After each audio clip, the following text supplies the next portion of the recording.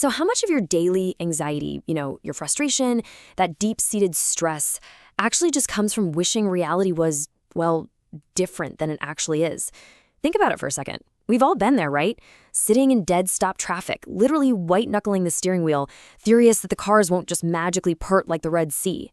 We spend this enormous amount of mental energy on this kind of magical thinking, holding on to this secret desire to just control the universe and mold it to our exact expectations.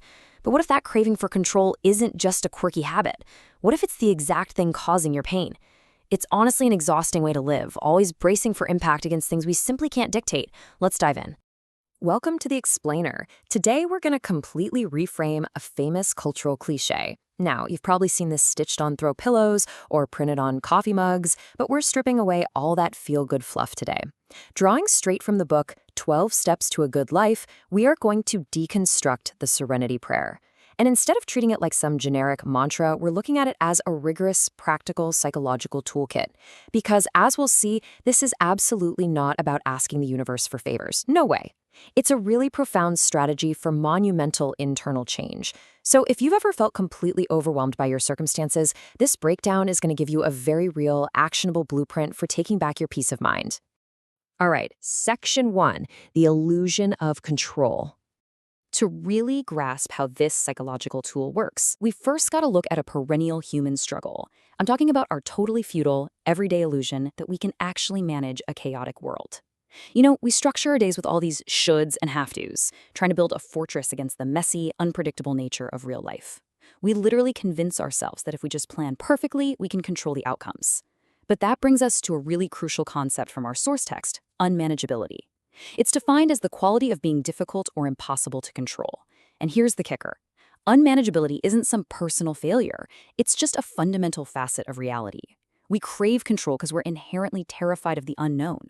But actually, scratch that. The only absolute certainty in life is change. And it usually shows up unscheduled, uninvited, and totally uncompromising.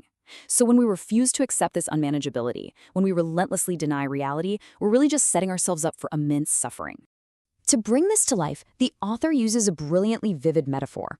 Just imagine walking confidently into a closed glass door because you firmly believed, without a doubt, that it was open.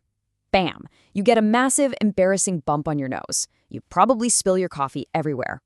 Now, why does it hurt so much? Because that pain is the result of a direct mismatch between reality and your perception of it.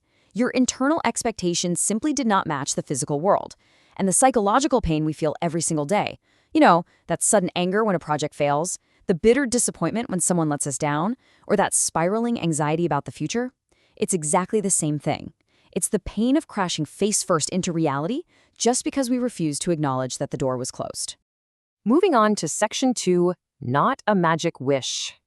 So if you want to stop crashing into those glass doors, you have to completely separate the myth from the reality. People mistakenly treat the Serenity Prayer like a cosmic vending machine. They think it's this magic wish, asking for a sudden windfall of cash to pay rent, pleading for a stubborn partner to just behave better, or asking the universe to help find a lost dog. But guys, that is missing the point entirely. This tool absolutely does not ask for the universe to magically rearrange itself just for your personal comfort. No, it is exclusively about seeking internal change. It's about relieving that profound internal conflict between your false expectations and actual reality. Think of it as an internal recalibration rather than an external demand. Grant me the serenity to accept the things I cannot change, the courage to change the things I can, and the wisdom to know the difference. Now, even if you strip away the word God and replace it with, say, a higher power, the universe, nature, or even just your own inner resilience, the psychological architecture of this sentence is incredibly sound. Let's use this core text as our foundation for a really meticulous line-by-line deconstruction. We're going to see exactly how these 3 clauses function as super actionable steps in your everyday life. Section 3, Serenity and Acceptance. Okay, let's break this down into a grounded, methodical approach. We're essentially looking at 3 distinct, sequential psychological interventions: accept, change, and discern. Now, these aren't just poetic words meant to soothe you. They're rigorous stepping stones. You literally cannot effectively move to step 2 without thoroughly mastering step 1.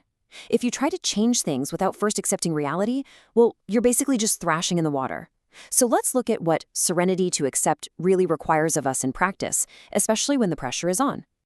You see, true serenity isn't just sitting quietly in a dimly lit room humming to yourself. According to the text, it is the profound, hard-won peace of mind required to stop arguing with the past. There are countless things in life you absolutely cannot change. A missed opportunity, an unfair boss, a sudden economic downturn, or maybe a massive mistake you made 10 years ago. Yet we torture ourselves daily with this endless mental loop of what if, maybe, and if only. It's exhausting. Serenity is the psychological intervention that finally cuts that loop. It's the active decision to accept what is completely out of your control so you can stop bleeding your precious energy into a past that simply no longer exists. This is absolutely crucial because without acceptance, you are permanently stuck. Next up, Section 4, the courage to change. Once you stop fighting reality, something amazing happens. You suddenly free up an enormous amount of energy to do something genuinely productive. And that leads us to the proactive side of the equation. The source text deploys a truly powerful quote from Nelson Mandela here. Courage is not the absence of fear, but the triumph over it. Asking for the courage to change the things you can means acknowledging that taking action is going to be terrifying. When you decide to shift your career or set a hard boundary with a difficult family member, your brain will absolutely scream at you to stay safe. You aren't asking for the fear to magically disappear. You're intervening in your own psychology to triumph over it anyway. So, what does that courage actually look like in reality? Well, it applies across the entire spectrum of your life.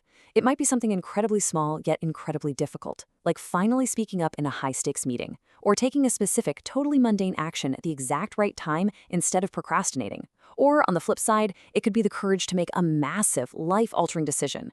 We're talking leaving a toxic job, ending a stagnant relationship, or completely starting over in a brand new city.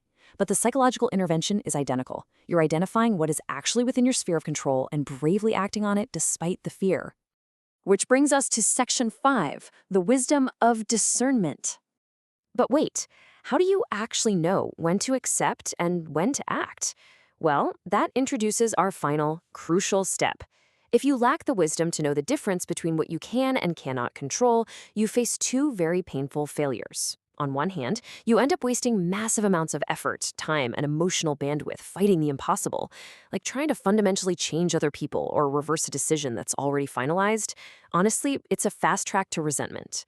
On the other hand, if you blindly accept things you actually should be changing out of some misplaced sense of surrender, you miss critical opportunities to make your world better.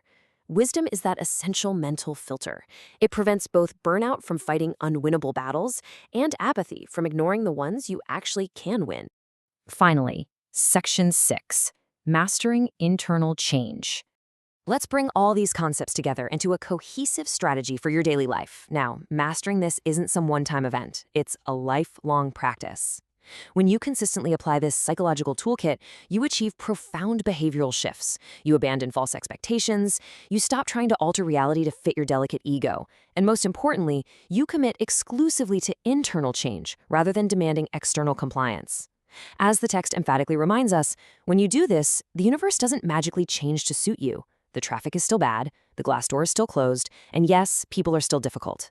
But your perception of it all, that changes. And ultimately, reclaiming your own peace of mind changes everything. So we arrive at the ultimate question, knowing that your daily anxiety stems largely from the illusion of control, and knowing that true, lasting peace comes from a balanced practice of acceptance, courage, and wisdom. What is your next move? Are you going to continue fighting a reality you cannot manage, ending up bruised and exhausted every single day? Or will you choose to stop demanding miracles from the universe and start doing the rigorous internal work to change yourself? The choice, as always, is entirely within your control.